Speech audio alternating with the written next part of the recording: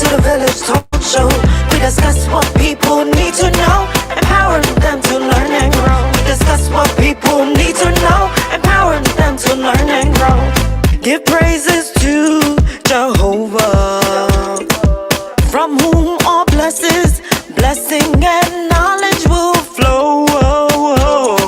Blessing and knowledge will flow. The Village Talk Show, dedicating to empowering the community to live a healthy, safe, and financially capable life, helping each one of us in realizing our dream at any age, any point, starting from today, day.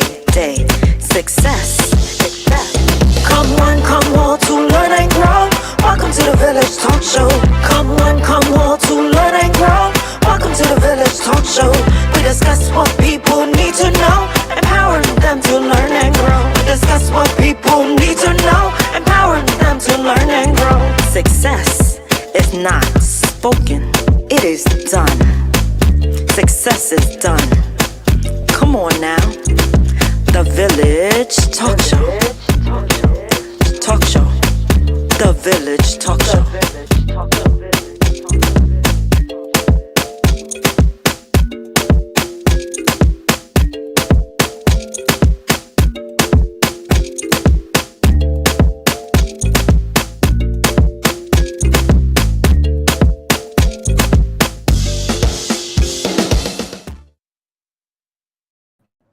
Good evening, everyone. Welcome to the Village Talk Show. Welcome to another wonderful Thursday and happy new month. We made it. Thank God we made it to month number 6, and we are here live. I was thinking of playing that song again, man. The song was too nice. You guys Huh? Okay. You know, in audience, you know who that beautiful voice is? Anybody? Comment in the comment section. Who's that, John? Who was that singing? I don't know. You sure? I don't know. I never knew that person had such a beautiful voice, even when we got that tune. Tonight, you really on a roll. You taking Roderick's space tonight. See? What do you mean? What do you mean? It's compliments, man. You know? No role. Roderick is Roderick. Andre is Andre. All right? When Roderick come on, Roderick gonna be Roderick. Roderick is gonna be Roderick. It is nice to have you on this evening, Mr. Andre. It's nice for our audience to get to see the person behind the screen and behind the mic. Yeah, I was on talking. I was on last week too, wasn't I? Well, welcome back. Thumbs up when you're ready, Roderick. Yeah, people, he's here. He's not hiding. He's here. Right? Oh, he's still thumbs down. What's up, Empress? Right? So what's happening, people? What's happening, villagers? Comment in the comment section. Let us know how your week's been going. Welcome to the village. Another week, another day. Another month. Yes, the best month of the year. Yes. Why is it the best month? Because it is the birth month, my birth month. That's important. My child's birth month. You know, my other co-host's birth month. Oh, so I don't remember hearing that for my month though. It's halfway through the year already. Can you believe it? Listen. Wait. We're not gonna just slide on by like that, man. Yeah, I know, because you have to remember too. You know, I'm January. There's somebody else's January too, and you know they're gonna be them when. Yo. All right. I need to chill. I need to chill now, right? The Lord have mercy. But yeah, a lot's been going on. Overall. I hope to hear some positives still though. But there's a lot of negatives, man. Well, the positive is the weather has been wonderful. I don't know. Yeah, listen, I'll take the rain and some warmth than the rain and cold any day. It's true. And we need water. We do need water. So you know, I won't complain. Right. We're not burning. We good. Right. So what's happening? What else happening today? Today, How you been? I'm great. I am great. Mm, It's June, like I mentioned. The sun mm, was shining 2 days ago mm. on Monday. It was awesome, you Right, know. right. Um, so I can't complain. I have celebrated yesterday my little man's birthday. He's officially 16, so I have a 16-year-old. I'm like, oh my god. Man. So I can't complain. I can't complain. I'm grateful for life, health, Right. and just being able to be safe. Well, that's good, A lot of man. people can't say that. Like, A lot of people are nervous going out, and the tragedies we're hearing nonstop. for real, man. My colleague, What's the up, John? Hey, how you doing, Andre? How you doing, Dr. Bryant? I All am folks great. okay? We all good. We all good, man. How are you? Hey, I'm okay. Yeah. Yeah. Yeah, man. It's, like as Dr. Bryant was saying, really, it's such a concern to just go anywhere now. Hmm. Hmm. Like over the week, over the weekend, Memorial Day weekend is just have been abysmal, right? And then I think yesterday in Tulsa, Oklahoma, that the young man went in and really, I mean, tragedy, right? And I read that he felt he did had a surgery, and the doctor, felt pain, and Back that kind of really directed his vengeance, really. And it's a wonder, like, how, that itself, I mean, what, you have surgery, you're gonna have pain. Period. No matter what, it's not going to go away overnight. Right. It's going to take wow, a little time. You gotta let your body heal. Once you open, cut, do anything, we get a boo boo on our finger, boo boo anywhere, knee banged up, we're in pain for several days. But am I gonna take it out on the person who created the basketball court, the person who created something, so it's pointless. People are using excuses to go out and take out their anger out on others, and that's not fair. I mean, Doc, I understand that, but to what point, how much pain was this individual in to really end the lives of four people? Hmm. I mean, the magnitude of pain that, and back pain can be excruciating at some point in time. So, eh, I just don't know. I don't know what took him to that level, but his pain threshold must have been, very, very, very minimal. And as a result, four people have lost their lives because of this situation. I mean, was he given any painkillers or anything like that to assist him along the way? So there's so many other unanswered questions with respect to this, and hopefully there is an answer. But There won't be an answer. The people are dead, so there's no answer for that. I I'm mean, sure the I Bible mean, was what before. I think the point is what led him up to this point. Same thing. Ready, Roderick? All these mass shootings that are going on. People just want to understand what's the mindset behind these individuals that choose to just have a total disregard for human life. Hmm. Hmm. Hmm. I mean, I you're muted, Roderick. But I'm just wondering, really, like, what what I know we talk about just like even banning or making it even stricter or harder to get guns itself, really, but that access itself, right? Like, what can be done there? I mean, you could do with so much. You can put all these you can put all these stopgap measures in place, but if a person wants to get a gun, if their mindset and their intent is to do some sort of mass shootings or get a gun, they are definitely going to get a gun. The question is what can we do to prevent them to getting to that point? Or how can we capture them or prevent them from doing those things? So it's a whole host of things that have to be taken into consideration in order for us to move forward. There is no There was no direct answer. It's a combination of things. They talk about red flags. They talk about just limiting the access that young people can have to get these AR-15s. I mean, so there was the weapons ban that was Mm. enacted, but then it was lifted, and it was never implemented again. So sometimes you just want to throw your hands up, but you can't throw your hands up because where there is a will, there is a way that we can get this thing at least under control. He Yeah. purchased one legally yesterday, actually. Mhm. Who? The, So, the the young man? yeah, he's not that Mm. young. He's not that young. Mr. Lewis, 40 years old. Yeah, Oh well, man. I'm trying to. he's not 18, Hmm. not 20. He is, he passed a certain Right. stage. He knows what's right, what's wrong. Um, and he purchased it legally.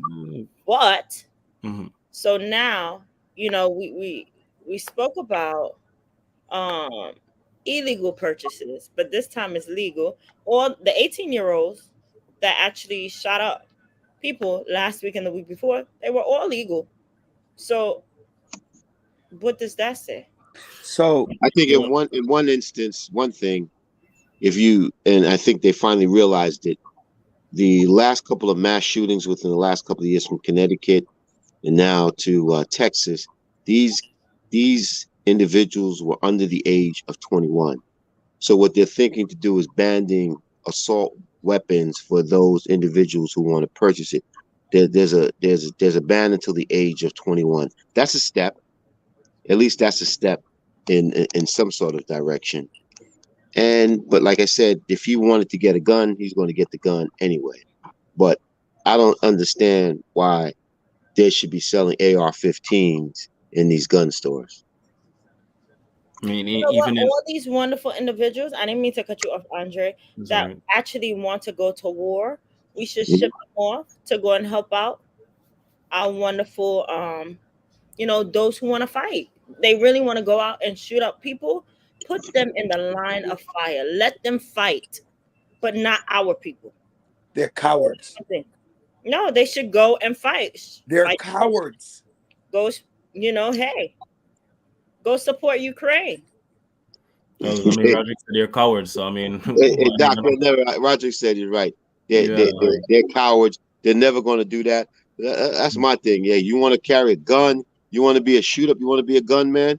Let me ship you overseas. Let me Yeah, ship you in Ukraine where you can absolutely. fight. Or let me shoot. Let me ship you in the Middle East. Well, Let me shoot you yeah, in I those mean, countries in Africa where there's constant. Where you have rebels uprising. Go over there and play gunman over there. You wouldn't last. You wouldn't last.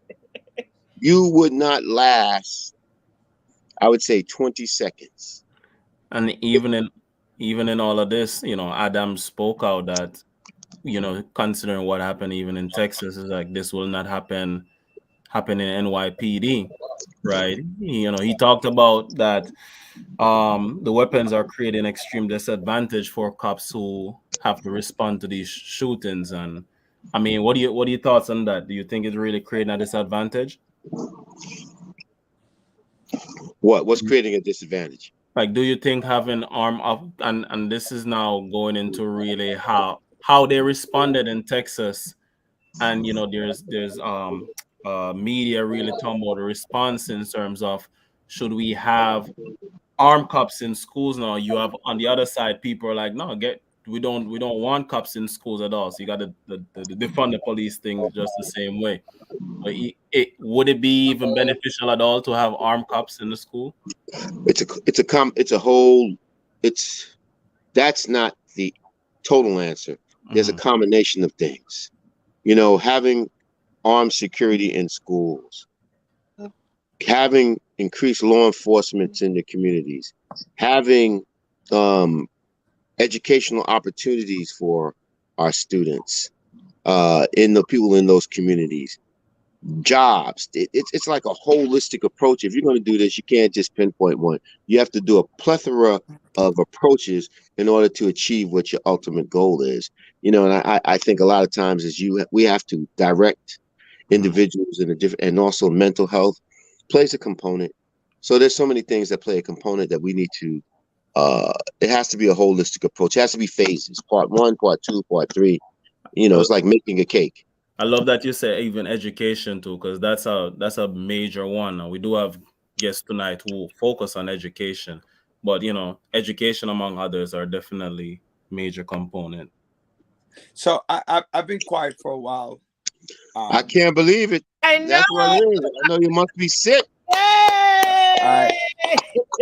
All right, now. And before I unleash on Joanne first, because I'm gonna start with Joanne first, and then before I do that, ladies and gentlemen, I want to thank you so much for joining us on the first day of this first Thursday in June on the Village Radio Talk Show, where we're all about the community, dedicated to empowering the community to live a healthy, safe, and financially capable life through education, helping each one of Roger, us. they already heard that. You're redundant, baby. That's what happens when you're late. We heard that already.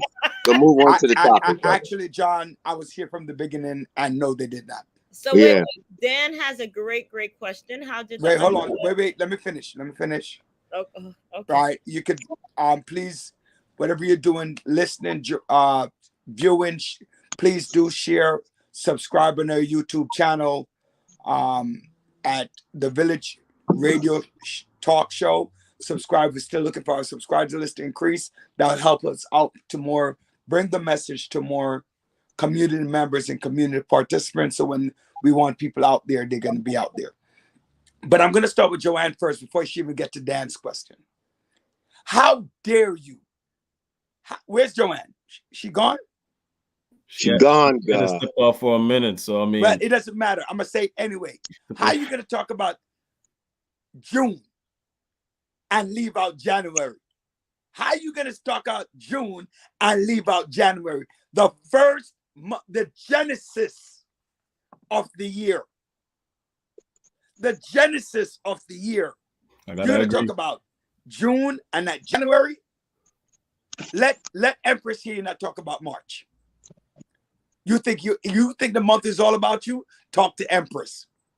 Then you find out the month is the month Gemini. Right? Gemini, baby. Gemini. All y'all self-centered Gemini. June people who think the world revolves around Gemini, Juneteenth. Big up. Right?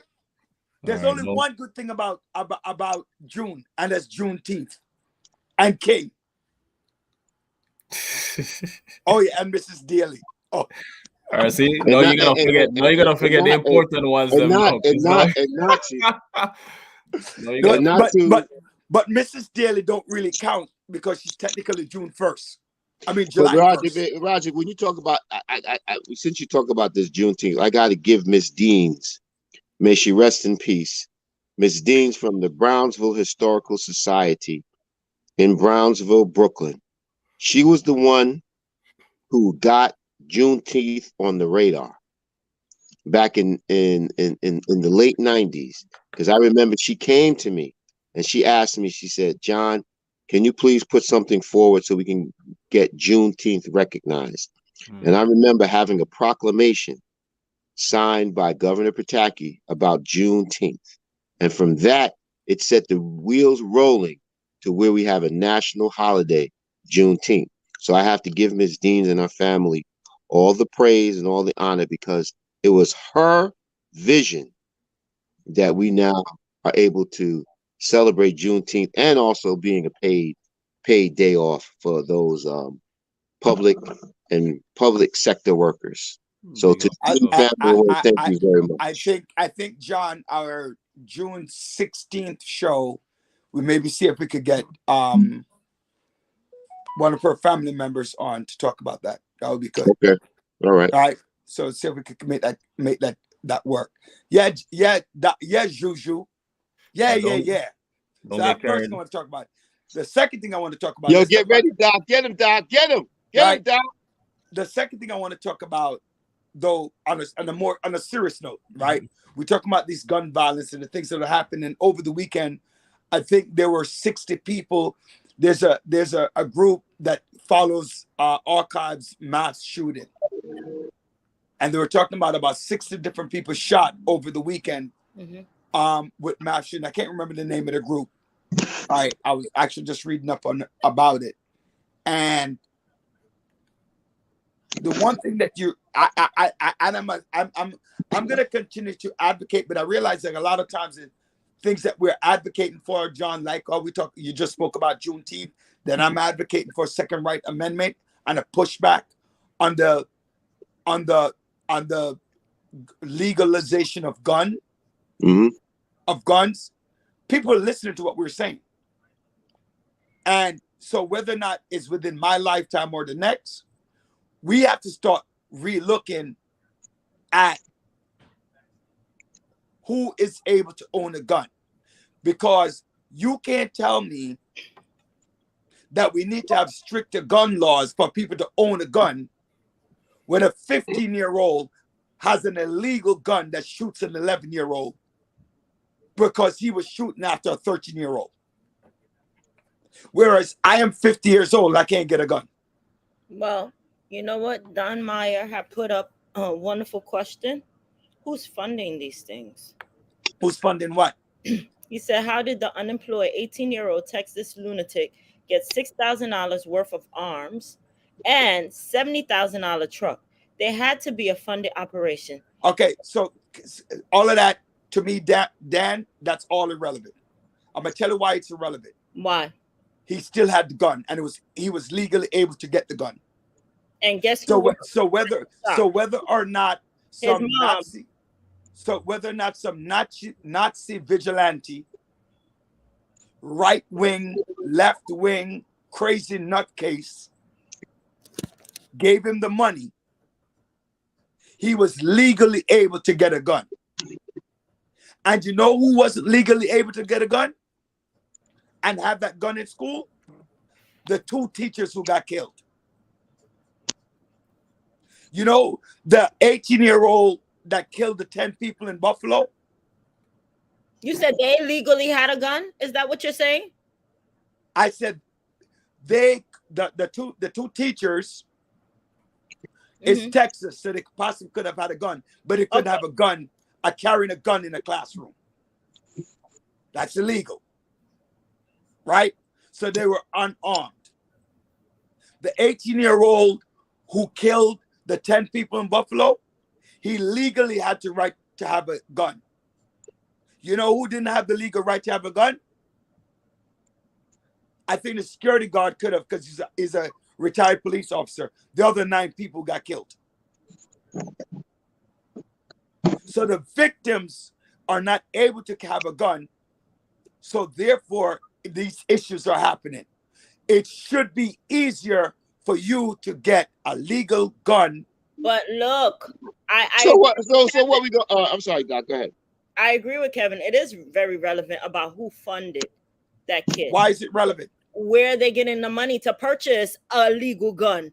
That's the question. Again, the fact is guns are legal. In Texas, certain states, different rules. So do you know that it is 1,000 times easier for you to get an illegal gun in New York City than it is to have a legal gun? And you know what is not so easy? You know what is not so easy? To get a solid education. That's right. In our public school system. Actually, that's not so easy, too, John. That's what it is. Easy to get a damn education, K through 12. But the problem isn't getting the damn education, it's wanting the damn education. What? What you say? Repeat the what you verb. Let's change the verb from getting to wanting. No. What he here we go, listeners. Gonna get good now. No. You sit back. What John was referring to is not everyone is treated equally. Period. What do you mean? Not everyone is treated equally. Not everyone's prepared to train and teach everyone. So not true. It's true. It's not true. Everyone. Sorry. Wait. I disagree. I disagree. Good. Roger, please let the doctor go ahead, Roger. Everyone does not have access to high quality education. But everybody has access to education. But that doesn't mean that they're going to meet your need as a learner. Period. Just sitting in front of everyone has and it's also about advocacy too. So the people who are coming on are advocates. The 3 guests are advocates. So let's have our Everyone guests is come not on an so we can advocate. have this debate. So Thank let's you. bring them on. All Bring them right. on. All right. Bring our guests on. Hello. Hi. I need you to jump right in because he's saying that each person is afforded the exact right to get I didn't say that. up, please. I Stop said it. everybody Stop have. it. Wait. I Stop said it. everybody, before you kill me, Naomi, I said everyone has access to education, but not everyone has access to quality education. That's what I said. You didn't say that. You didn't say that. That is You did exactly not what say I it. Now said. you changed the script, Roger. And Now I you also changed the said, script. and I No, also he didn't said, say that. Roger. maybe this is what you're talking about. Get out of here, man. That's No, why wait. Maybe this is what you're talking about, Joanne. When I said everybody can get an education, but not everybody wants an education. Is that what you're talking about? That's the statement that you made. Yeah, Yes. exactly. So I don't made both. now that Go Don't ahead, try to. Naomi. Don't try to. Don't try to. no, clean it up. Oh no. No. Go ahead. Well, let's see how if Shoot you're going me. to have the same opinion after our conversation. Let's see. So Naomi, let's hear it. What's your position on that? Well, so I would take this from a position of personal experience, right? As you know, I was here, last year with one of my fellow team members. Unfortunately, she couldn't join us tonight because she had a commitment with one of her kids' schools. But myself, from personal experience, I have 4 kids, ages 22 to 12 years old. And they are all 4 dyslexic to varying degrees.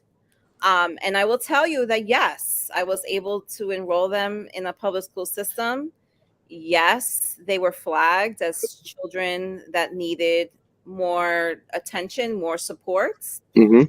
No, they did not get the education that they needed for their learning style. And as a result, I have a 20-year-old kid who managed to graduate with his GED by the skin of his teeth. And it's not because I didn't care. It's not because I wasn't on top of him. It's not because, he didn't care about his education. He literally struggled his entire educational career because the teachers that we entrust to teach him the right way are not trained to deal with students with dyslexia. So it's no secret that there was a report that was done at Rikers Island several years ago that said 60 to 80% of those 19 to 23-year-olds all have a writing and reading disability. So if you connect the two, right? If you struggle in school since you're young and you continue to struggle your whole academic career, you give up, right? Because you're told you catch heat in school, right? Because the teachers are telling you you're not engaged, you're a troublemaker, right? You catch heat at home because the teachers are telling your parents, and your parents are, for lack of knowing better, coming down on your kid, right? Because they're not doing what they're supposed to be doing. And once they get to high school, they're so far behind that they disengage and they drop out. So myself and a group of 6 other moms joined forces. Amongst us, we have 10 dyslexic children, and we want to change the system.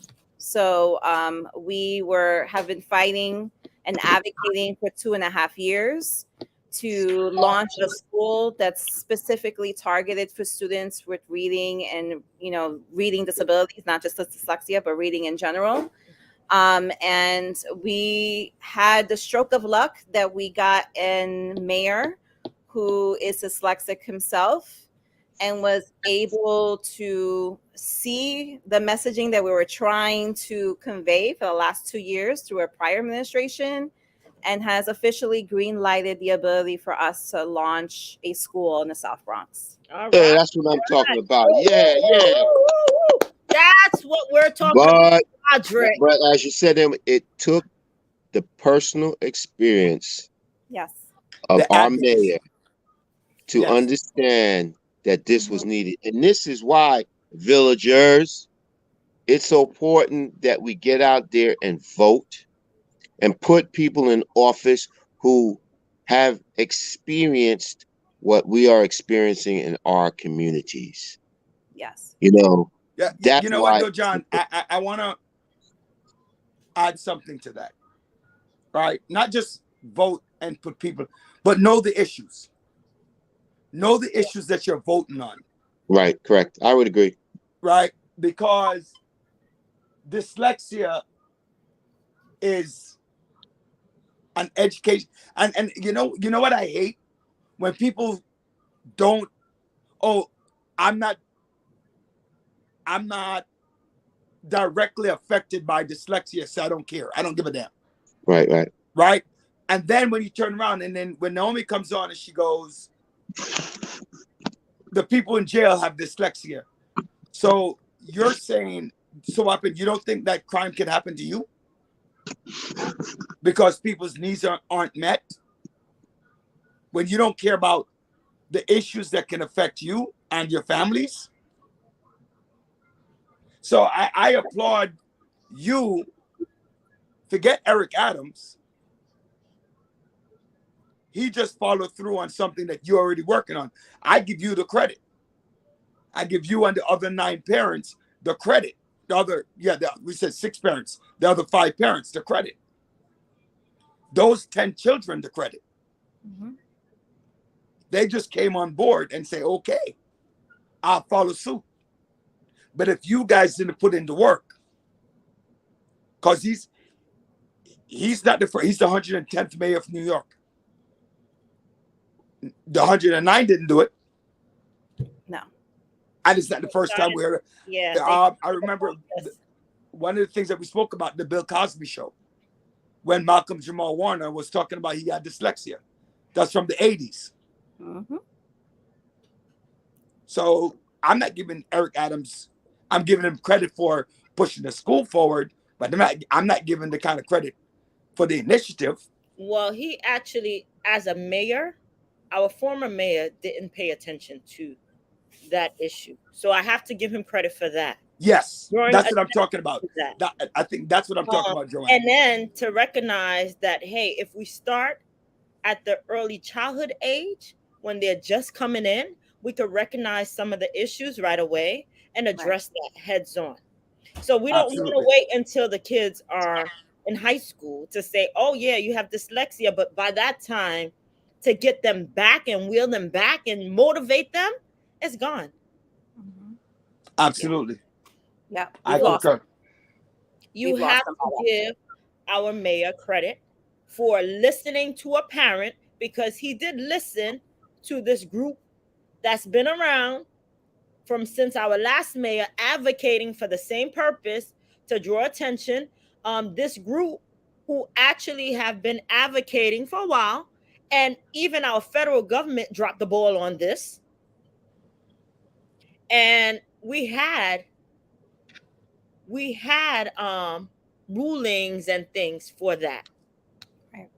So Naomi, I have a question for you, following in line with what some of Dr. Bryant is talking about. You're talking about that they're going to allow a school to be open. Let's talk about that. When do you get started? When happened? Tell us about it, and how can people get involved with that school? So as of right now, we are doing 2 classroom pilots. So we are going to open up 2 classrooms in an existing school at PS 161 in the South Bronx. And then the goal is we have to start small, because what we have to do is a significant amount of teacher training, because it's the way we need to teach our students. The teachers are not trained in this methodology at all. So there's going to be a significant amount of sort of shredding the knowledge that they have been ingrained from DOE, and from their own, educational experience in college, to integrating a lot of the structured literacy approaches, explicit instruction, and sort of how do we carry that through the classroom and beyond. So this summer, we're going to spend it we're in the process of hiring 4 teachers. That's going to be our founding teachers. We're also going to train 2 existing PS 161 teachers. That principal is really committed to doing something in line with what we want. So we're going to train all 6 teachers over the summer. And then in this September, when we open up 2 classrooms, we're actually for the first year we're going to have 3 teachers in a classroom, but that's only because our founding teachers need to continue their practicum and their training throughout the entire school year. So if one of them has to pull out to do a training, there's a sub for those, for that teacher. And then in the following school year, we expect to be officially granted. We'll go through the process of going before a PEP and asking for our own school name and number for the following fall. But the vision is, once that's done, we're going to move from that school in 2024 to our own location. But that teacher that principal is really committed to continuing the work of structured literacy, because it's been proven that structured literacy can teach 95% of the kids to read. The other 5% are those organic readers who kind of just read on their own, who get it. It's not problematic. So this is not something that's going to leave people out. It's actually going to be more inclusive and help students all around. So that is where we're at. We're really in the weeds at the moment of really figuring out how to best reach the students that really need us. Because one of the things that this process is, from personal experience, the way people get support for their students, particularly, for instance, my youngest, now that I know better, 16 years of advocacy in this space, the only way to really get him the supports that he needed is I needed to take him to private school. Private school and tuition is $75,000. That requires an attorney. That requires resources that I didn't have 16 years ago, but I'm able to afford that to my son. But this is not a barrier that should be for all families, and that's why we want to remove these barriers intentionally. So we're continuing. We're hoping that this has gotten enough significant attention. We're going to do significant outreach in the community. We're going to launch in the South Bronx. We want to serve the Bronx. And the vision is to launch this in every borough eventually. Don't forget Brooklyn. Absolutely not. We're going to be in every borough. We're going to be in every borough for sure, because everyone needs us. So I have 2 questions. One of them is a shameless plug question. Tell me. Right. The shameless plug question is Dr. Bryant, she might make a good principal one day. I don't know. And she has specification in special ed. That's just my shameless plug. I know. Me and Dr. Bryant have been talking. We totally know. Look, mum's the word. So I know you've been talking because she shut up. You know She's what? John, she's not even giggling. So she did some talk there, right? No. Right? We just don't know, John. We know Dr. Bryant by now. You know what? But the second question is, with the advocacy for the schools that you plan to create, what about the advocacy for the schools that you don't plan to create, but the students who are in that situation? What is happening on that level? So I'm glad you asked that. So one of the, as I mentioned before, one of the biggest components is the teacher training piece. Mm-hmm. Teachers are not trained. Yes. So what we are going to do is we're actually launching, in addition to the school, we're also launching a not-for-profit arm of the school. And what we're going to do is create a teaching training institute. So teachers can come to us if they're interested in learning. They will be with us. And we're going to do a residency style approach. They can come and teach in our school while they're still learning.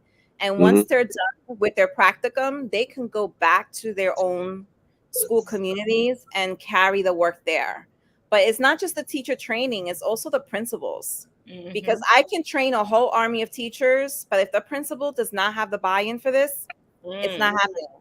So we're also going to create sort of some practicum for leaders as well, because this has to be a whole all hands on deck approach to this. And we also want to do a component. I am deeply interested in doing a component for parents. because Absolutely. when you're trying to support your student, your child to read, the first thing teachers tell you is, do you have books? Are you reading to your kid? Now, I can read. I'm good. But my kid's father cannot. He's severely dyslexic. So, and that's a deep shame that he carries to this day.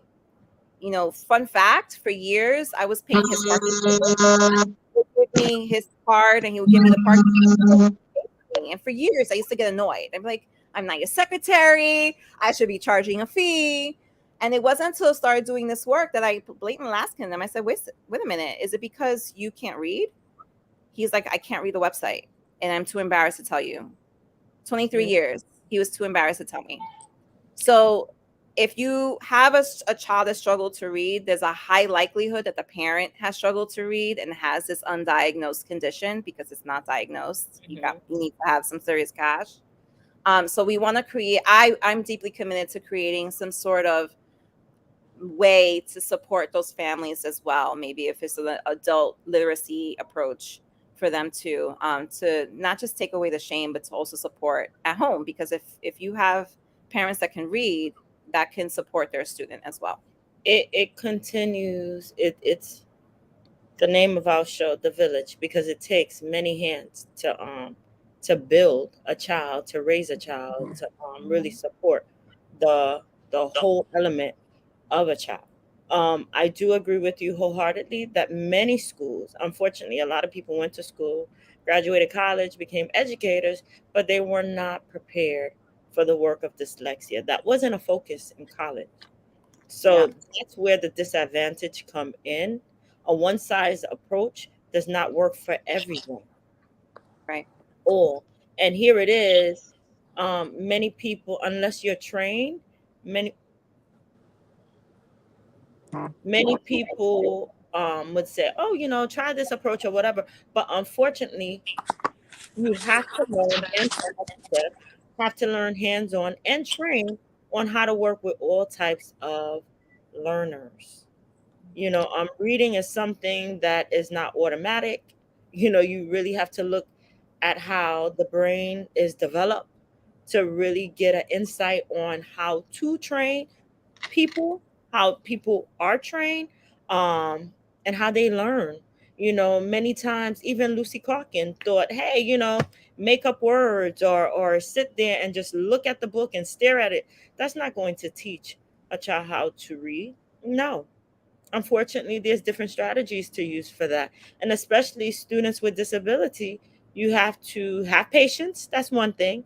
And try things that work, that are research based, that work. Please share your website. I love the idea of not, and that's something that I always did. Um, I believe in not only training the teachers, not only training the administrators, but the parents are a key element in making sure that their children are successful. So if you, like you mentioned, if they go back home and it's not being reinforced, it's not practice time with their mom and dad or whoever is at home to support. It could be grandma or whoever. Just bringing that extra level of support so that we're all on the same page. We're all learning together. And many times, like you said, you'll find out that some parents are too ashamed to say, hey, I don't know how to read. Or, hey, I speak a different language. This is the opportunity to actually blend it in together. Hey, I've worked with um, special needs, with English language learners, and that's a way for you to bridge that gap. That's a way for you to connect, to get to know, to take down the layer of being ashamed, and let's do this work together in order to move forward. So there's no shame in that. We grow and we learn together as a community, and what is so much more powerful when we can do it united. Agreed. So I totally agree. you're muted, Roderick. So going back, one, Dr. Brown had asked us to share how to contact you. So let's do that first and before I get to my question. So we are on Twitter, Instagram, Facebook, Literacy Acad, ACADNYC, and our website is literacyacademycollective.org. Can you repeat that? literacyacademycollective.org. All right, awesome. So I want to go back a little bit. Tell us a little bit about your background. I know about being a parent, but what is your background? So I am born and raised in New York City in the Lower East Side. My mom came from Puerto Rico, my dad from Dominican Republic. Grew up in public housing in NYCHA all my life. So my mom, worked jobs that she could. My dad passed when I was young. So I was very much a latchkey kid. But the one thing that my mom knew is as all when you're a child from immigrants, the one thing that you know is that education is the way to get ahead, whatever that looks like. Because my mom didn't go past the 5th grade in Puerto Rico.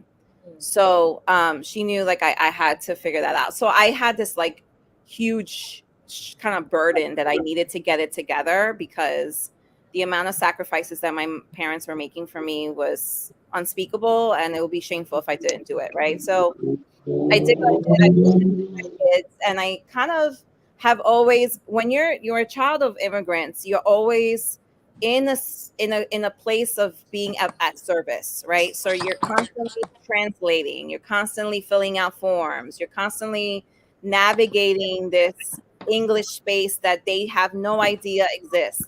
I mean, I remember going to doctor's appointments and other people realizing I spoke English, and I was like getting passed on through these, at the time was crazy to me. Like my mom didn't know, just to help translate at doctor's appointments.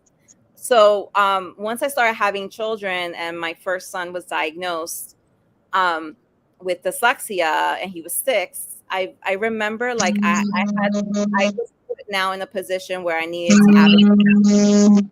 Now I've had my background professionally is in many different spaces. I have worked at immigration law firms as a paralegal. I worked as a legal assistant in the U.S. Attorney's Office. Like I worked in corporate America, many different facets, but in every single role, like I've learned how to navigate these spaces, dealing with executives, dealing with people that don't look like me, don't speak like me, and oftentimes thought I was a colleague of theirs until they saw my last name or said something like not so nice that they realized, oh snap, this person's in the room. And it wasn't until my son, I remember, he had one of those moments where he got in trouble in school, and I was like at the dinner table, like yelling at him because I was just so frustrated. And he told me, Mom, I don't want to be bad. It's my brain won't let me. And I really felt horrible. I felt horrible that I was coming down on this kid because he was trying and it was beyond his control. So I was put in a position of now advocating for him. I got involved locally on my tenant association.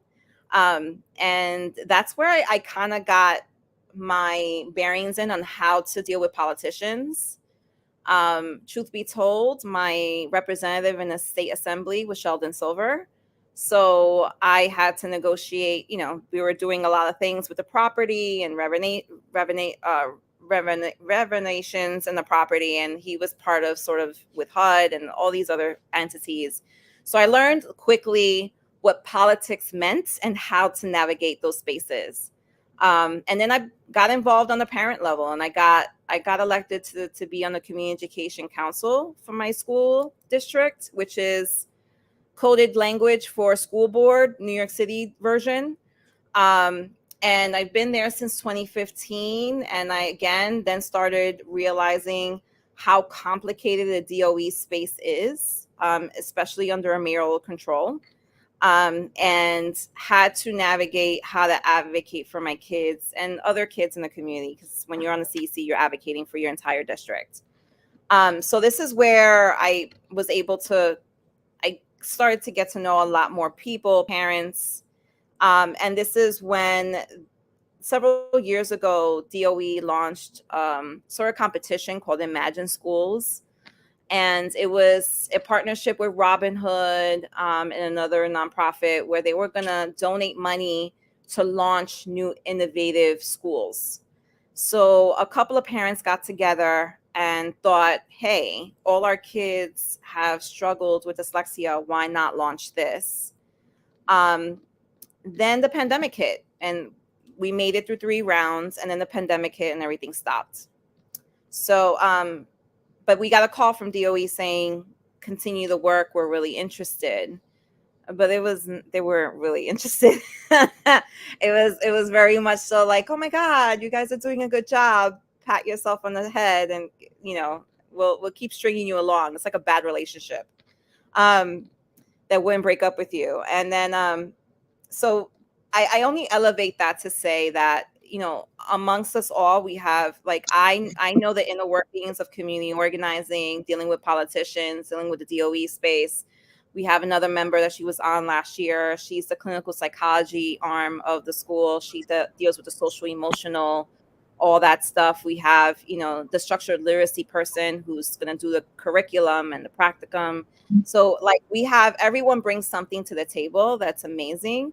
But I only elevate that because, our community is often really, they feel defeated and they feel marginalized, and they feel like if you don't say anything, nothing's going to happen, that, being active in this space, no one's listening. Naomi, I just want to take a second and just thank you for your determination. And also I want to thank you for acknowledging Sheldon Silver, the former Speaker of the New York State Assembly. People can say what they can say about Sheldon Silver, but when it came to education, when you had Pataki and you had those Republican governors in place, Sheldon Silver was always making sure that money for education was in there, and doing what he had to do for his district. So I just want to thank you for acknowledging him. A lot of people forget. A lot of people always remember the one bad incident in your life, but they don't remember all the other positive things that an individual did. So I just want to just thank you for at least you acknowledging what he has done over there in that community. Yeah, well, look, he's a problematic figure, but no one's perfect, right? No one's perfect. Clearly, he had other larger issues to contend with, but I can only say, like, I learned a lot just watching the way he negotiated. Negotiating is a skill that is hard to have, and I just want to elevate that when people think they're not listening, there are people who are. And it's persistent pays off. And as I told someone in DOE, we're a group of women who will get a yes from you. It's either above you, under you, or through you, but we're getting a yes. And they know that. And they know that. And they're, we're a tough group of women, who are not going to take no. Like, we know our kids need this, and we're not going to take no for an answer. And that's literally how we've gotten this far. So I'm not going to take no for an answer, making sure that we got one of those schools in Brooklyn. I know for sure. Absolutely. We're going to be there. Absolutely. And I hope to be back to tell you when that's going to happen. Give us a couple of years, because we need to create the model intentionally and well, because we don't want to create a model that's half baked. And so then the naysayers to be like, you see, it doesn't work. You see? But we want to do something that's intentional and that's successful, but we will be in Brooklyn for sure. So I just want, once again, I just want to just thank you. And I mean, really, thank you for me. Let me just tell you something. A lot of people don't stay the course. You stood the course. And as a result of you staying the course, this thing has become a realization. So I just want to say just thank you. And I will thank not only you, but those who have supported you. And I also want to elevate, there's a reason why we wanted this to be a public school. Like, it's very easy for people to go, oh, just go the charter route. It's less hectic. But no, like, we firmly dug our heels, like, no, this is going to be a public school that's accessible for everyone, regardless of all your ideologies, the public school system needs this. Yeah. And that is the only reason we've gotten as far as because we refuse to take no for an answer. Yeah. And public school service everyone. They won't Yeah. reject anyone. And Mhm. you know, if anything, many of us were raised in public school. Mhm. Yes, we're not perfect, but um, overall, we do want to contribute back to the community. So I Sure. So Roger, wind it up, Roger, wind it up, no, close it, it's not Roger. winding up. No. I'm not winding up. I do have a couple questions for Naomi. Well, here we Um, go, y'all. Here we go. Sit back. no, nothing. No. See, Naomi, see how he set me up like I'm the villain, right? No, bring it on. The little Dominican Puerto Yes. Rican in you. All right, I got you. You know, but no, in all seriousness, has anyone taken it at the state level to come to the Board of Regents to expedite the process? Or is it just something that's being pushed through Mayor Adams? So this is where the definition of mayoral control comes in, right? The Mayor Adams is in charge of the New York City public school system by codification of the state law that happened under Bloomberg. That's why we don't have school boards. It's one district under the mayor. So the mayor calls the shots. Anything that's greenlit or is going to be an initiative, the mayor's the one that has to make that final decision. So he's the one that basically knew we existed because we had met with him before when he was running as a candidate. So he knew we were in existence. And then we also did meet with the chancellor before he had won the general race. So he knew we were in existence there before. So when January came and everyone was in office, we were basically told, let's get a meeting together and start planning this out. On a state level, there are legislators who have been championing this for years, actually. Bobby Carroll from Brooklyn has been doing it. Joanne Simon has been doing it. And what they want to do is create some state legislation codifying structured literacy approach in New York State. But what they were able to do instead is create a task force, which I think is a better approach anyway. Mm-hmm. They're going to create and launch a task force where they're going to bring professionals, not just advocates like me, but real people who know what they're talking about in the education space to give some concrete recommendations that they then, after a year, can review and bring it forward and create some state law. Now, there is also a level of regents and the state board that is something that we need to discuss. But what we want to do is do our schools so well. Look, I know that what we're doing is going to be revolutionary to the point where we can be the first in this country to start for once, say that we've done something right, and other states will have to follow. Because look, the kids that are not reading in New York City, the Black and brown kids that are not reading in New York City are the same kids that are not reading in some farm in Wisconsin, mm-hmm. right? This is a universal thing. This is not just a race thing. And we know that if we do this right, this can be revolutionary. I've been talking to Jamal Bowman as well, the congressman, to see what we can, how we can figure this out on a federal level too.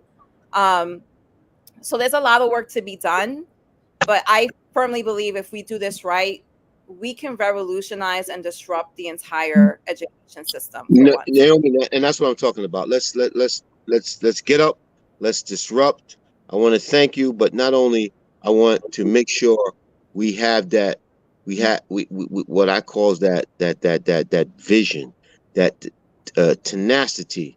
We need tenacity such as this when it comes to eliminating that gun violence that's going on in our communities. You know what I'm saying? So, you know what? We're going to be recruiting you. All right? We're going to be recruiting you. So I just want to take this time to I just want to thank you personally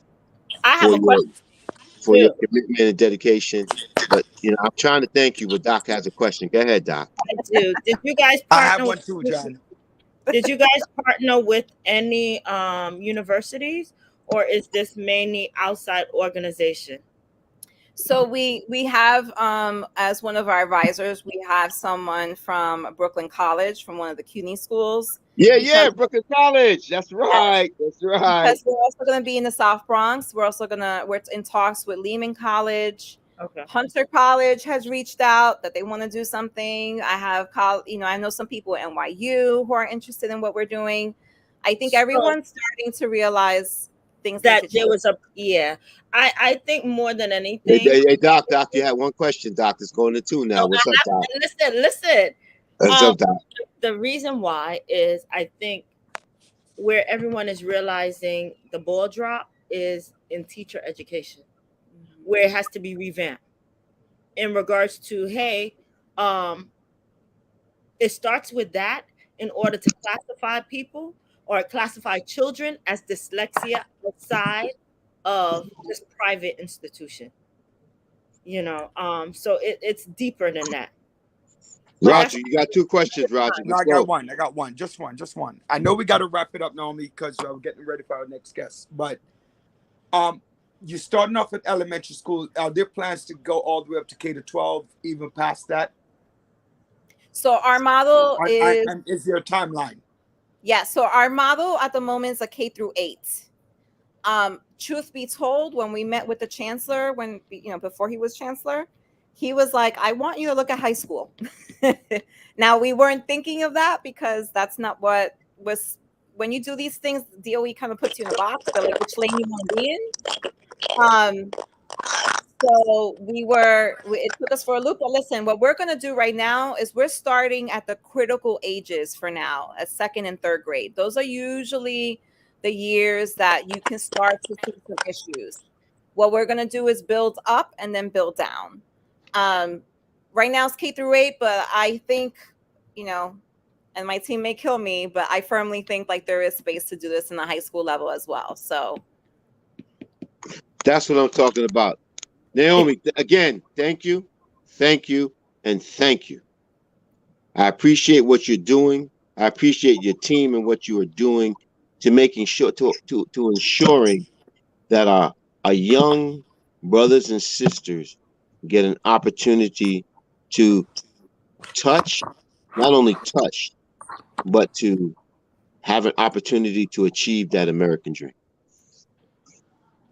yes, Yeah. and you have to be back. You have to be back to tell us your progress because you did come back and kept your word.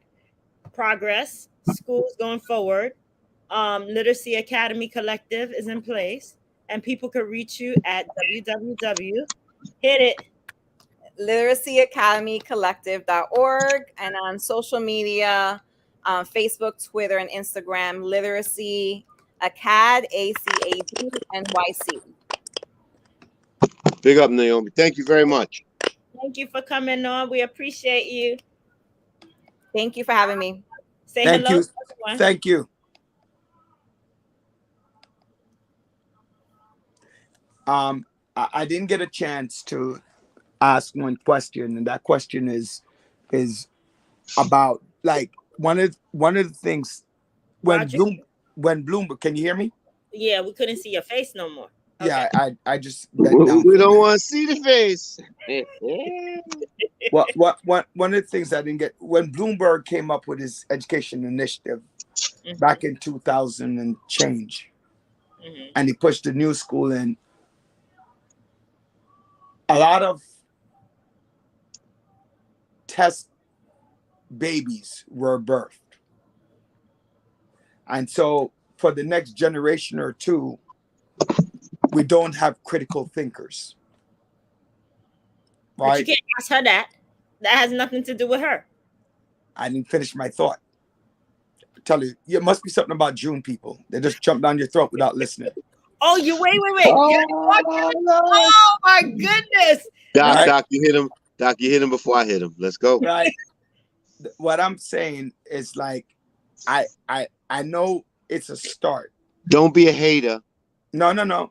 Yeah, I'm gonna hate because January people, we listen before we make comments. That's not true. That's not true. Well, not at all. wait. The two January people on this show, listen before we make comments. You being number one, do not. So Right. please cut it So out. going back to my comment is, I'm afraid that now that we're making a change to address dyslexia, and only for like, I feel like there should be a timeline in when you're gonna address all ages, because like how you had these test babies and non-critical thinkers, I don't want people to still fall by the wayside, because the older ones are going out into the world with the inability to read. Right. Whereas you're helping young one, you're helping somebody, but you're also losing people. Here's the So problem, Roderick. The problem is lots of people, lots of university and colleges did not focus on dyslexia. That was the forgotten area. So in saying that, now you have to train individuals in order to address dyslexia. And in order to do that, it takes time. I agree. No. I agree with that. And that's what I was saying, a timeline. And here's another problem. The laws have to be changed. Even with That's why special I asked the state. That's why I asked the state question. ed has to be changed so that kids are classified. In DOE, you never see the kids classified as dyslexia because you don't have individuals who are trained for that. So you can't really classify. That's why a lot of parents have to go outside to get that classification. So it's so much deeper than that. It's tied to money, it's tied to time, it's tied to training. So, and changes in legislation and state laws and above that. So there's so Agreed. more unpacking to do that you can't just put that on one organization or Oh no, one. I'm not. No. If that's what it sounds like, that's not what I'm doing. I applaud them for what they're doing. Right. And it's Right. going to take time. I just was asking for like a timeline to say, let's look at how we're gonna. Like she spoke about it a little bit when she said she go from a multi-pronged approach. Mhm. Right. She did speak about that a little bit. Mhm. Now people are with the focus on the brain science war that was happening the last 2-3 years straight. It's like an awakening, like, oh my gosh, wake up, this is really what's happening. So it's no longer um mute yourself, Roderick. It's no longer um booksellers and curriculum developers that's training our kids. It's so much more looking at how children learn. No longer about money, making bigger money and organization, building from that. No, let's really look at a child. Let's really look at the individual and build from that. So I think that's where making interruptions to what's been going on to change. That's all. That's my 2 cents. And that was more That was like like 10 two and a cents half because cents. I think that was more like 10 cents, but that's because you're born in June. Oh, Andre, Lord. can you run the ad, please? June hater. My God. June hater. Ooh, it's okay. Hey, Joanne, did you pick up your fried chicken today? Fried chicken. I didn't have fried chicken. Did you get fried chicken I for mean, me? the jerk chicken. Did you go pick it up? Did you purchase it for me?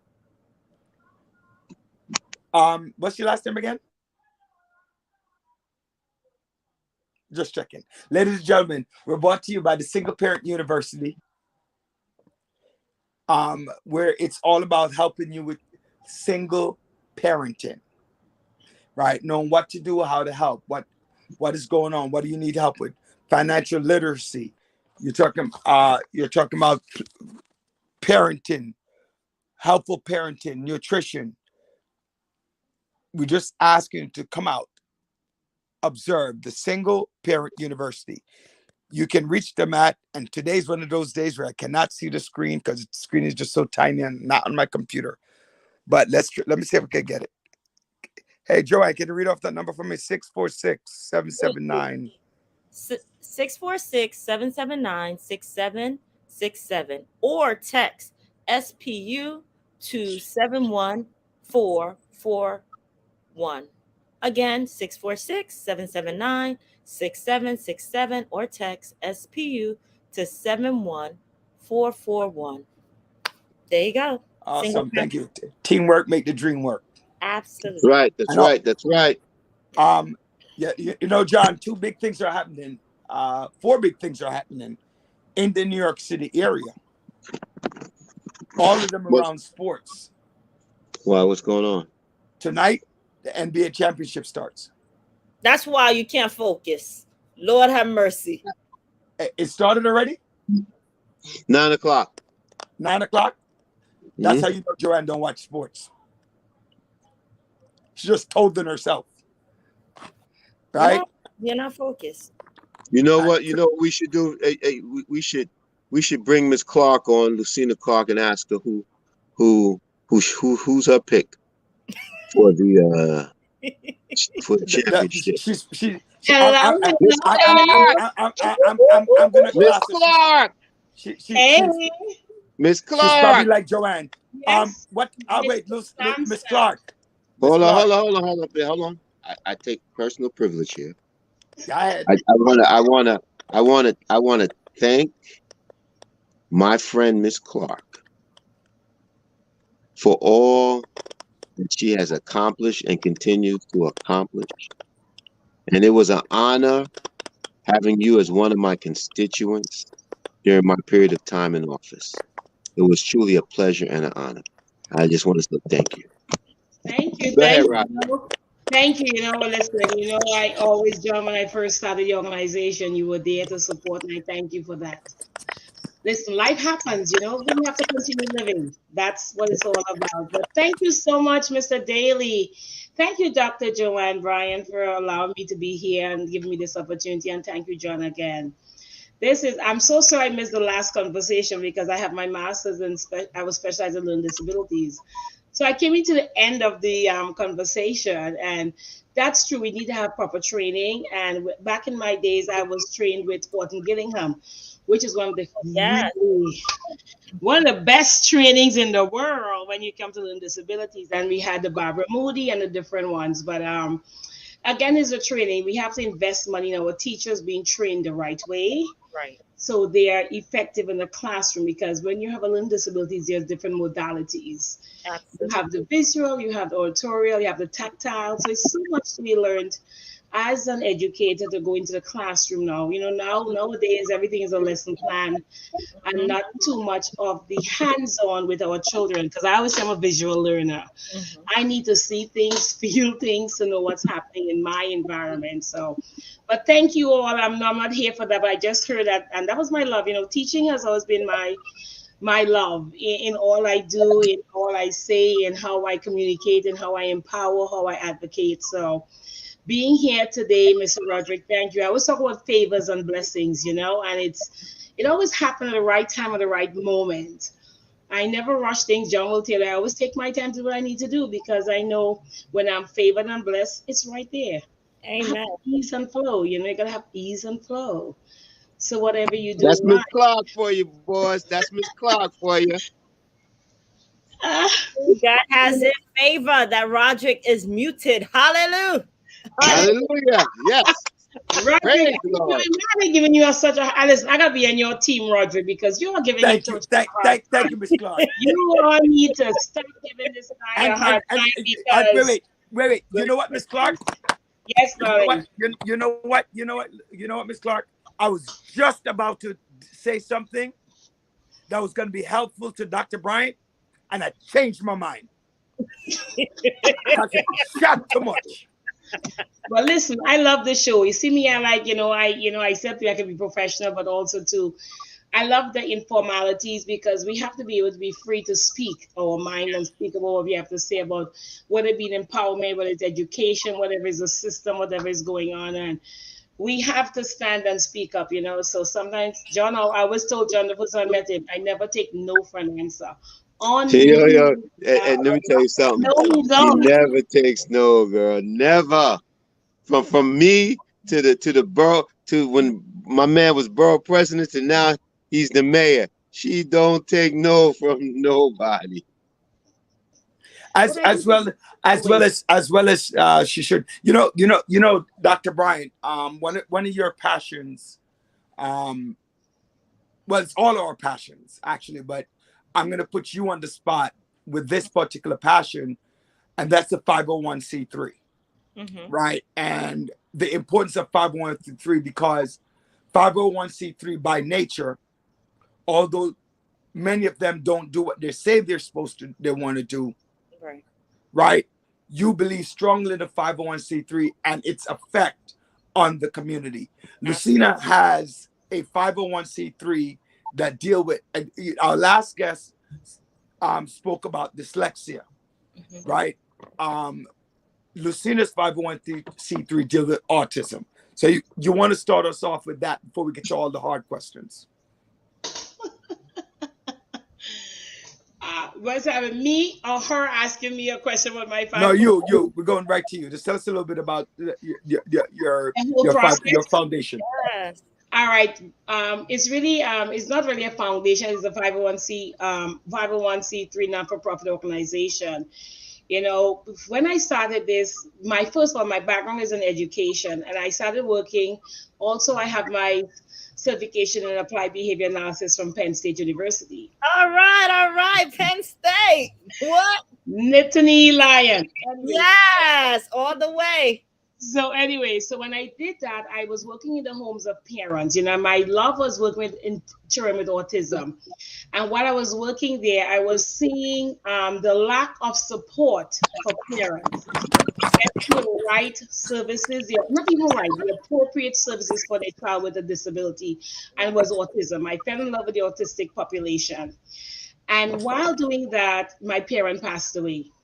And it was that knocked me down to like quitting my job, turning my whole life around, because I saw the need for the support for the parents. Because most time, you know, as a public law 42 for our children, they are entitled to anything. They are entitled to the most appropriate, free, appropriate education. But what are the parents entitled to? And as a parent, when you have a child with disability, these children, like as a parent, any parent, you have a baby, you have a child, there's no handbook. There are no handbooks for us. Sure. They are thrown onto us, and then you have a child with a disability and you have no understanding.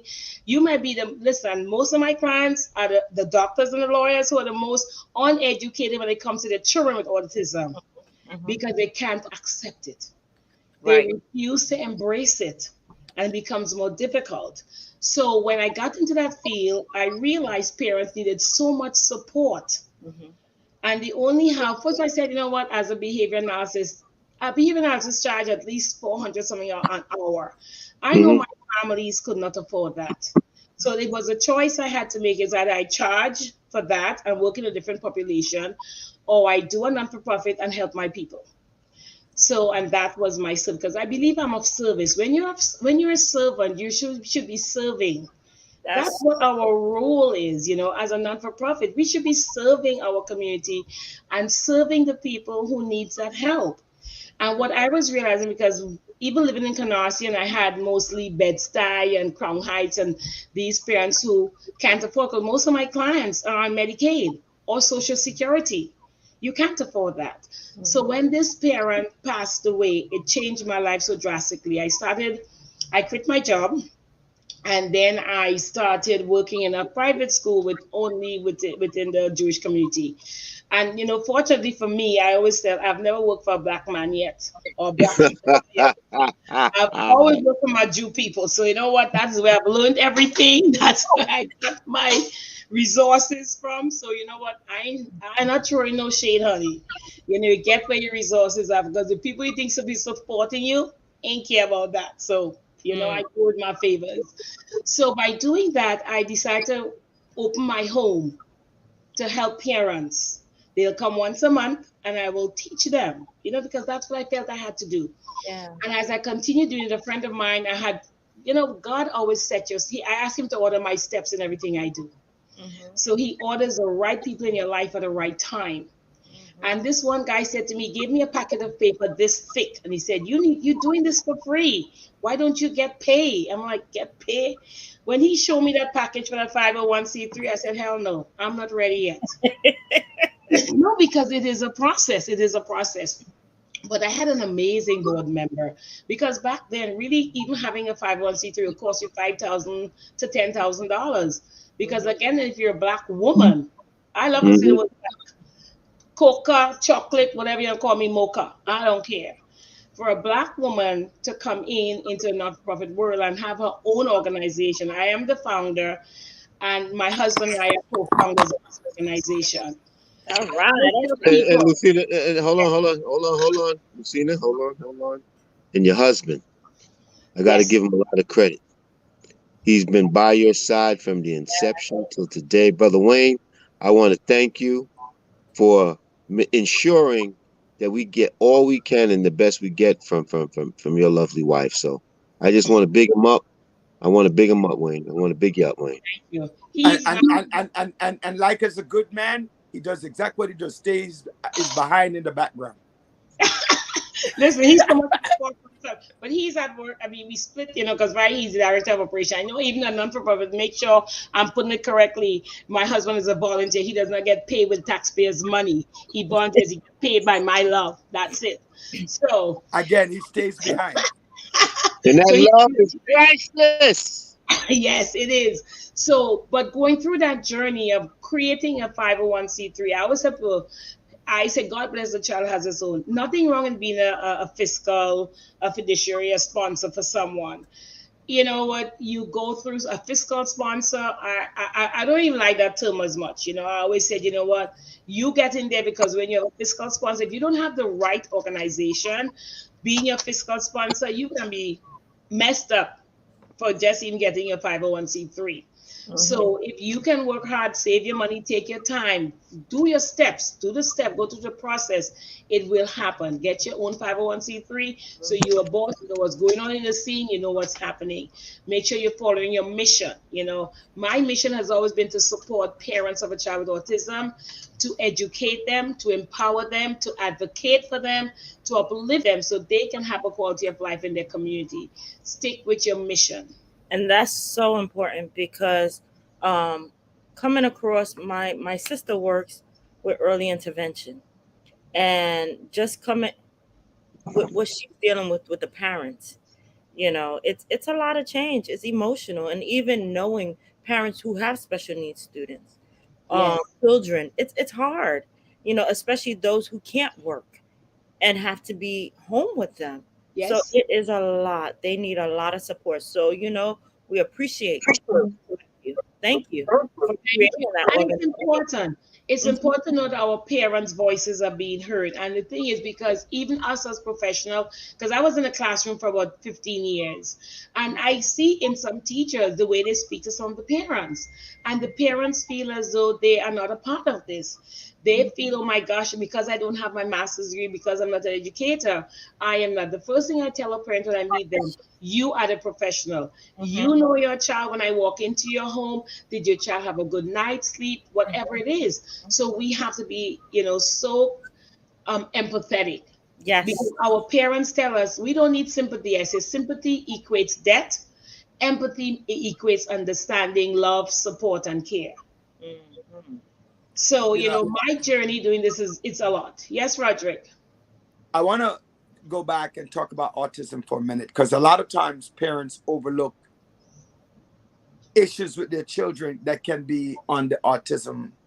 autistic Or spectrum. denial. That's Or yes, another that's basically what I'm when I say denial big overlooked. Right. time. Today is June 2nd, I believe.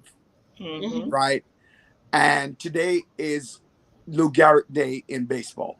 Hmm. Right. Um, Lou Gehrig died 81 years ago today from Lou Gehrig disease, or Parkinson, which is kind of like a shaking and a nerve issue.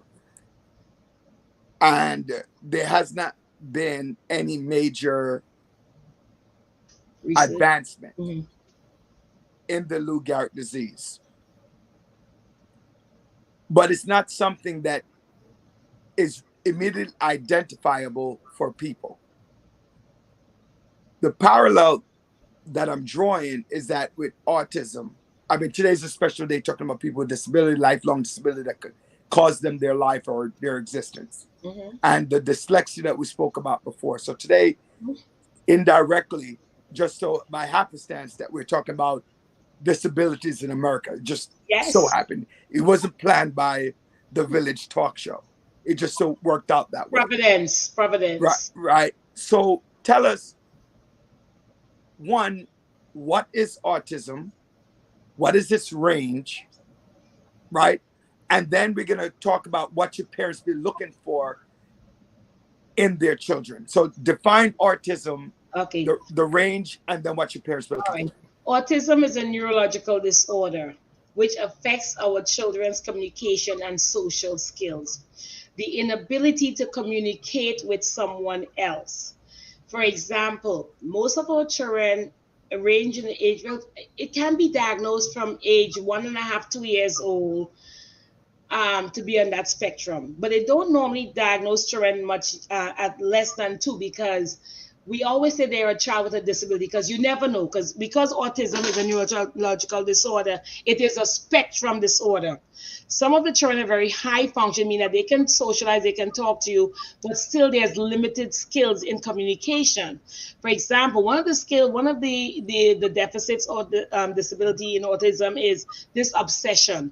Some of the children, you'll see them obsessed with something. For example, say I have this one container. This child might be obsessed with just the mouse of the bottle, and we constantly touching. They go through something in their mind through their neurological understanding that if I don't touch this 10 times, then something isn't right. I have to go back again. Also, for the younger, we call joint venture. Joint is like, for example, they're looking out and you're walking in the street and you're hearing a plane, and you may just point to that, and the child not even looking. There's no interest or anything for the child to look at. Some of the children may be sitting in a corner by themselves and you may see them rocking back and forth. That's a stimulation. Some of the kids, they don't always hear when you call them. They also got eye contact, but I don't always look at eye contact, because some cultures, eye contact means disrespect. Right. So I don't really use that as much as say eye contact, because some of us don't, even as adults, don't like to look at people. Don't even stare someone in the eyes. Another thing with some of our children with autism, they take very long, to speak sometimes because of their verbal skills. It takes a while for the language to develop. And that's why I tell my parents, some of the times they have a lot of sensory issue eating food, certain foods, and the crunching or whatever they need. And parents giving them this ensure and this thing. I'm like, mommy, if your child is 4 years old, 5 years old, and still drinking ensure, something is wrong. Because you keep drinking that ensure, he's not masticating the food in his or her mouth, which is a speech therapist will tell you about that. Because you have to be able to masticate the food in your mouth for your tongue to move around so you can have language, so you can speak. When that child is drinking, there is no suction. Only thing the child is doing is like this. There's no movement of the tongue in the mouth to masticate the mouth. And even just sometimes the kids are very sensory to the light, to a noise. You might see kids going like this. Right. They're very sensitive to the noise. And the unfortunate thing about autism, there's no cure. It's only about strategies, and the most important strategy is the applied behavior analysis strategy. It is using different stimulus control, different stimuli in the environment to increase the children's behavior. We always say ABC, like antecedent. What causes that behavior?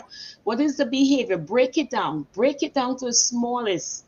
And then we have the C, which is the consequences. How am I reinforcing or rewarding that child? So it's really a neurological disorder. It affects the children's brain, the language, and the communication. And most children are not diagnosed till after 2, because when they're 2, they're still young. We as Caribbean people will say, oh, it's a boy especially. Oh, he can talk longer. Honey, no, you let him talk now. And then also too, right now, it's I think 1 in 44. And it always affect you, the male. I don't know what's up with you, men, with the men genes, but it affect the boys most often. There's a limit in the Because girls. we have to put up with the woman like Joanne. Okay, well, fine. And then with the girls we call the They're Rett. talking enough for three of us. The girl is a Rett syndrome, which is not very noticeable because we girls are always social, and even if we're not social, but we're still interacting, you don't really pick it up as quickly. But with the boys, you see some very aggressive behaviors, and as they're getting older, especially the boys, when they hit that puberty stage, it is the worst for most of our parents. One of my parents right now has her son in a residence because it's so uncontrollable, his behavior. So that's why it's called autism spectrum disorder. It can be from mild to very, very much extreme. And the 1 in 40, it's like crazy. When I first had this business 15 years ago, it was 1 in 120. Mm. And people say, but what happened? What changed? I think some parents are being more, I don't want to say accepting, it's not accepting, it's a little bit embracing and noticing that something is wrong. Because I get phone calls in my organization, My Time Inc., with parents that their kids are 19 years old, 15 years old, they're now testing their children. They're now evaluating because in order to get a proper diagnosis, your child have to be evaluated very young. That means having a psychological evaluation. If you can afford a neurological, which is where I fight with the Board of Education for my parents to get a good diagnosis, Mm-hmm. a good psychological, because it's not an educational psychological. An educational psychological looks at the child in the classroom. Right. Observations are being Outside. made. You want to have an outside person, even Yes. though Bonafide, yes, can pay for it, and Bonafide can pay for it, mummies and daddies. Mhm. You just have to be a great advocate. And that's what we do at Might. I mean, we teach the parents what to look for. You have a mouth. You have to be out there. I tell my parents, listen, put on the cell phone sometime. Google what your child's disability is instead of being on Facebook and Instagram and all these different things. Find that. We have technology. Advocate. Yes, advocate. We have technology, which is so amazing. Use it the right way. There are so much resources out there that some parents are just not picking up on. And I would say, you know what? Denial. Denial. If I had a school, every parent have to be at every parent teacher meeting. And listen, I will change the rules because we cannot be That raising that our wait, children. wait. I gotta interrupt you there. Mhm. That sounds good on paper I know, but it's hard. because it's one or the other. Either you can deny the kid or deny the parent, and we don't want to deny the children. No, we can't. We can't. We Okay, all can't. right. But the thing is, I think, you know what? In order for your child, this is your child. Like I always tell parents, I love your child. I will do what I have to do, but your child goes back home to you. Exactly. You do not follow what I'm teaching, and I'm giving you things. When you're teaching a child autism, you have to generalize skills. You have to be just as astute as a parent. What's going on? You need to write to the schools, write to the speech and language professionals, write to the occupational therapists. What are you working with my child? Listen, there's a 99 cents black composition book. You can send a note in.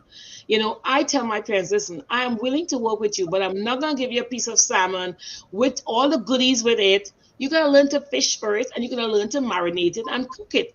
Because when we I like Bronzino. I don't like salmon. I like you get Bronzino. branzino, you can do that too, because it's so important. So, but as a parent, in this day and age, you being on top of your game, Yes.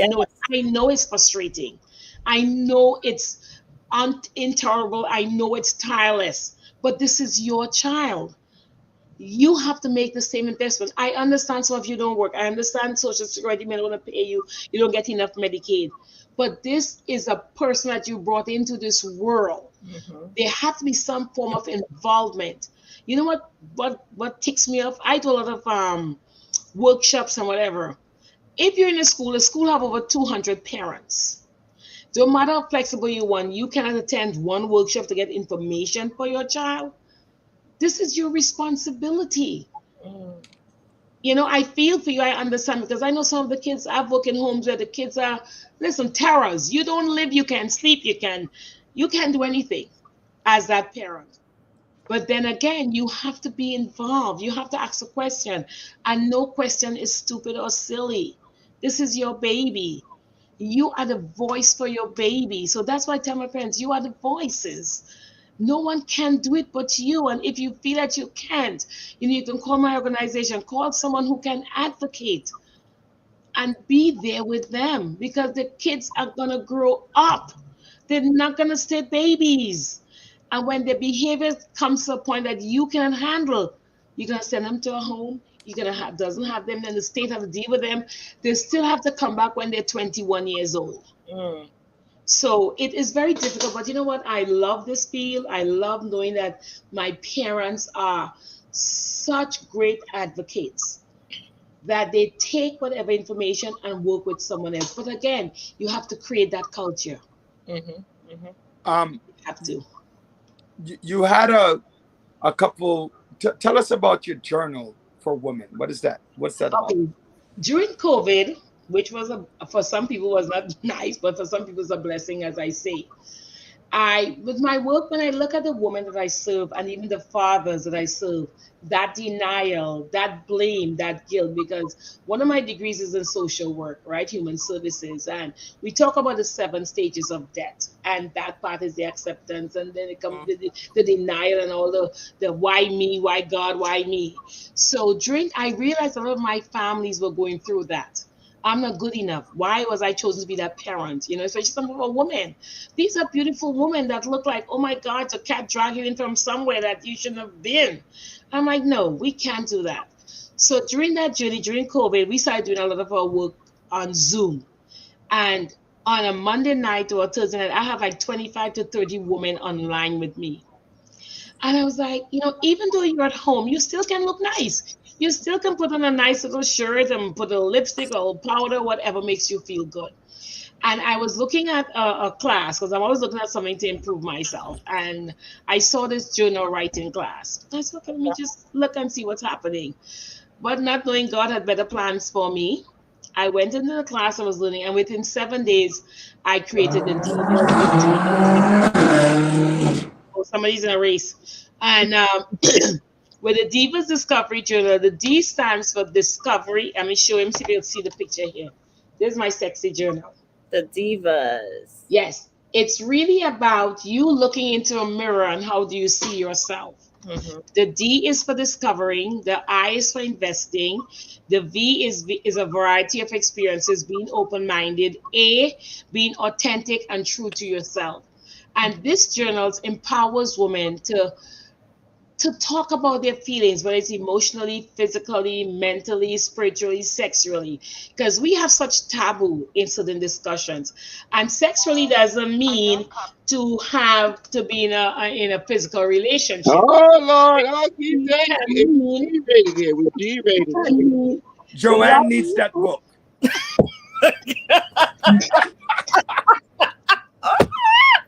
Wait a minute.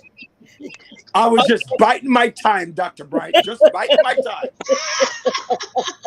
Thank you, Lucina, for helping me out. It means loving who we are, our bodies, ourselves, our mind. One of the things I think to talk about in my journal is that mental aspect, how we see ourselves, our mindset, the positive mindset that we do affirmations and visualization.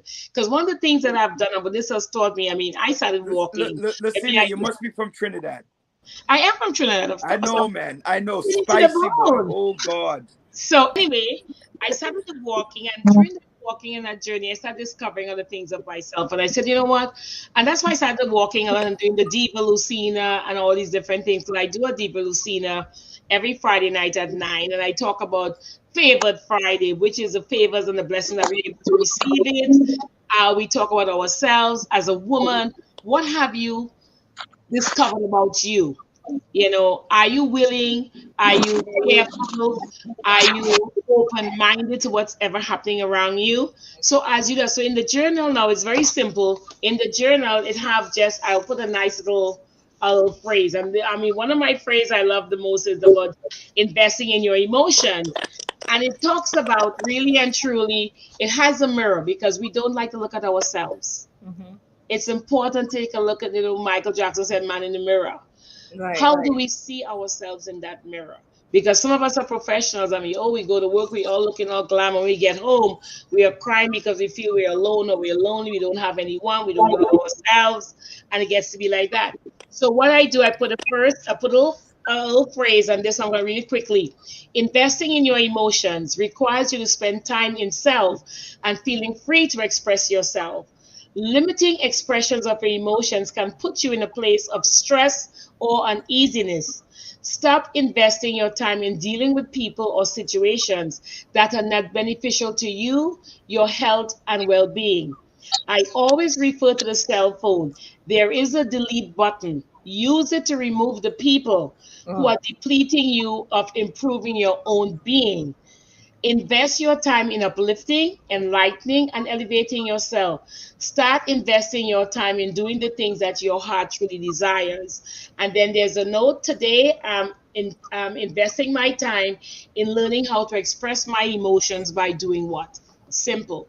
We allow people to drain us. I've reached a point in my life. If you're not good enough, if you're not adding value to my life, and I think every woman needs, or even men need to understand that whether your friends or whoever, if they're not adding value to your life, it's okay to delete them. That's It's true. okay to remove. You can Um, remove a person for a time in your life. there are two questions on this. Oh, Yeah, sorry. Is that what you're going to talk about, Joanne? yeah. Go There's ahead. the one Chris Townsend had asked is, do we have online services available for parents? And where can they reach you in regards to that? Well, thank you, Mr. Townsend, for asking that. We are located at, I just moved into a most amazing building with a beautiful office. We're at 640 Parkside Avenue, Suite 502, the fifth floor is between Nostrand and Rogers. Repeat that again, please. Yes. Yes, I'm Brooklyn Oprah. I love that. This Chris Townsend, I love him. Um, it's at 640 Parkside Avenue, Suite 502. It's between Nostrand and Rogers. Our phone number is 718-975-0296. We are there Mondays to Friday. We're there from 10 to 4, except Fridays I stay until 1, so I do mostly a lot of paperwork and stuff. But we have evening from Mondays and Thursdays from 7 to 9 p.m. We do our Zoom classes. If you're interested, you can give us a call or you can go to info at mytimeinc.org. And Chris, you can get my book at www.uncoverdivas.com or amazon.com. Okay, okay. Very But good. we do the evening. I noticed, since it's COVID, a lot of people, we still in the office. I'm there. I do a lot of one-on-one. I'm very cautious. Even Mhm. when I'm hosting whatever to the world, I'm still very cautious about this COVID. And Absolutely. we do have our one-on-one services. And if you feel uncomfortable yourself, we set up a Zoom for you. Thank you so much. We set up a Zoom for you so we can do that conference. And I don't turn away people. I receive funding from the city, which is the Autism Initiative program. It's a citywide program. I do receive some state funding from Office of People with Developmental Disabilities, which is a state office. I get funding through Banks Foundation because John always said to you, I do not, honey, I believe that if you have your city council representative, they should be supporting organizations. They don't always do, they don't always give you the funding, and some of the funding takes forever. So you get connected to other sources like banks and foundations and your donors and develop that relationship with them so they can continue supporting you all the time. Because sometimes if you wait for your elected officials to give you money, sometimes Forget it. listen, home we say crap or smoke your pipe. So if you want that to happen, forget all about it. And not to mention, when they give you money, you have to spend it first before you You get it. have to, yes, it's a lot of discretionary funding. So most of our representatives who give us, especially from the city, is discretionary funding. The state is a little bit much easier. Depends on the organization, the state, the governmental sector. The state gives you the money through. So for me, for the city program, I get the money through Department of Mental Health. It's still because it's discretionary. According to Roderick, you have to fork out the money first, and sometimes that's why a lot of our small businesses are failing, and therefore because we don't always have that capital, because we don't get that money in time. Because even with the city, we did our grant that we haven't received paid from since July to now. Hey Nadine, yes, we haven't. And that is always a crisis. That's why we do our gala. We do a gala every December. Yes, it's coming Yes, out. Tell us yes, about it. December 1st, honey. I love it. Our parents, I only honor our parents. I tell people, yes, you may be my political leader, whoever. It's not about you, honey. Mhm. It's about my parents who have struggled through the whole year, and I've seen growth. I've seen empowerment. I've seen the advocacy skills develop, and they need to shine. We Yeah, need to honor them. They yeah. are walking on this journey every single day, Dr. Brian. They are the one that needs to be recognized. That's true. So this is 15 years. We have a 15-year anniversary this year. We're It- coming. We're coming. yes, Roderick, John, and I, and Andre and Sophia. We have to come and represent. Definitely yes, come and honey. You support. come And dressed support. to the T. Yes, It's a black tie event. It yes. is held at Russo's on the Bay. From, Okay. yes, honey. 15 years I've Crossfade. been Let's doing do it. it. Honey, it is going to be the best. Lucina, just Yes, know that I'll be putting on my wig and makeup and high heel shoes that's because I'm fine. one of the honorees. That is fine. You could show up, but I don't know how you're gonna represent yourself at X, Y, or Z. I don't know because it's a But he, she, him, whatever. for that time, you're gonna call me her. Okay, fine. But All that's right. what we do. We honor. We normally do three major events during the year. We do a walkathon, and because of this COVID, I was like, But God bless me so good this year. We had 300 bikers. I'm talking about leather, Motorcycle. muscle, All right. on a All real right. motorcycle. Raise funds for us this year for autism awareness. We do a big autism awareness in April, but autism is every day for our families, you know. So we do that. Normally have a breakfast. We have 4 chefs from the Ritz-Carlton that does an amazing breakfast, but we had to cancel because of the COVID. But next year it's going to be held at the Dutch Museum on Clarendon. We're gonna have an outdoor breakfast with the chefs, so it should be amazing. And the other event we do that's a three, and the third one now. And then this year, what we started, which was amazing, excuse me, we did an art exhibition. Oh, It nice. was called Strokes of Genius, and the artists that we embrace are only individuals on the spectrum. Nice.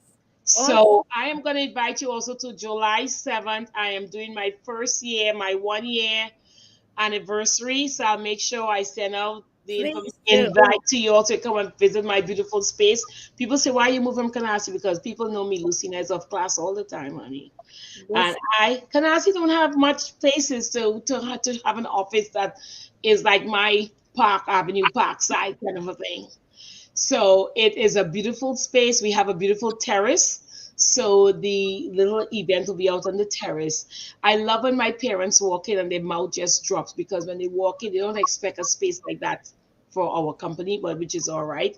We did a prom dress giveaway, but my prom dress was only for the individuals with autism or disability who were graduating. Very nice. Very nice. So I'm excited. That's nice. We're excited for you. We're Thank excited. you. I We love are excited, and we cannot wait to come out to the gala, the July 7th event that you're having, your 1 year anniversary. We want to come and support because you know what? You're in the community, you're making changes, you're educating people, and you know what? You're advocating for the parents who sometimes need that little push to say, Yes. hey, you know what? I'm going to speak up for you. So Yeah. thank you. Thank you all. I mean, this has been amazing. And tomorrow, I was telling Miss Wills, and tomorrow I'm so crazy today. I'm like, I tell Roderick, when is this show? He said, oh, tonight, because tomorrow we have a me time program, which I love. the only me time really recreational program in the state, in the city. I take my parents once a month to either a Broadway show or a movie, dinner, bowling. So this weekend, I am taking 10 of my amazing ladies, 8 of my ladies, because one fell and got hurt. So now it's 8 of my amazing ladies upstate for a weekend, a retreat. Some of them have never left their husband or their children. No man allowed. The only man is my husband driving that van. That's it. He and all is not even staying there. He'll be somewhere else. Ah. It's all about the ladies. We have a night of just embracing sisterhood, motherhood, connecting, do some retreat stuff, do a little bit of yoga, a little bit of, spiritual thing, understanding who we are as women, as mothers, embracing each other, crying.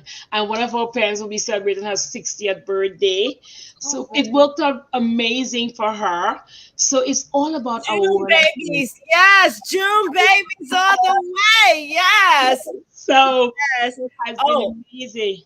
What is the book that you recommend for the ABA providers for implementing skills, and what book for positive parenting skills? There are so many out there, and I always tell people, I always say I like the books that say ABA for dummies or parenting skills for dummies. There's so much different symbol. I don't get all these, some we get these books that have so much technical skills and technical words. If you go to Barnes and Nobles, or even Google online. I Google online to Amazon.com, and you go into positive parenting skills. And the thing is, I tell people positive parenting skills begins from within you. Mm-hmm. How is your mindset? Because I tell my parents, if you wake up in the morning and you are grumpy and you are mad because your honey didn't give you what he was supposed to give you last night, or you didn't get what you're supposed to get, you cannot get up in the morning child, because our children pick up. Our children, especially, they have like extra sensory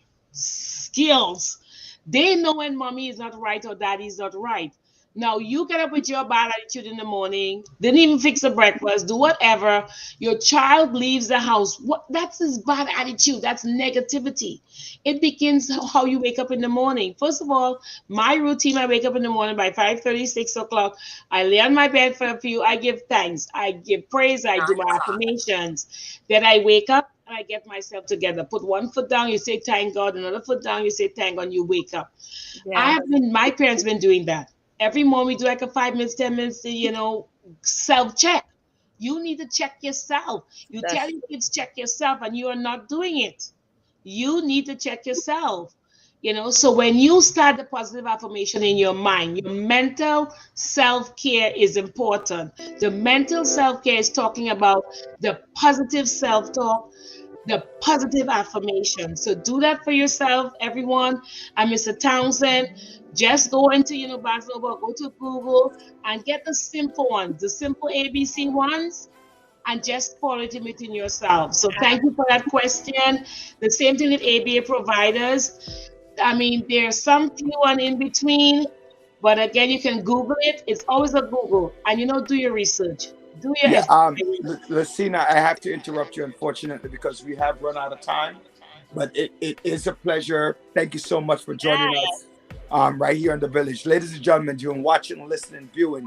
Please do share. You catch the recap on the Village Radio Talk Show on YouTube. If you want to hear what some of the things that Lucina Clark spoke about and Naomi Pena spoke about when we talked about dyslexia, autism on the spectrum, or any other topic that we discussed today, please do follow us on YouTube at the Village Radio Show 30, brought to you by the Single Parent University. Do come out, support, talk to them, call them if you have questions about being a single parent. God bless each and every one of you. Enjoy the rest of your June. We'll see you next week.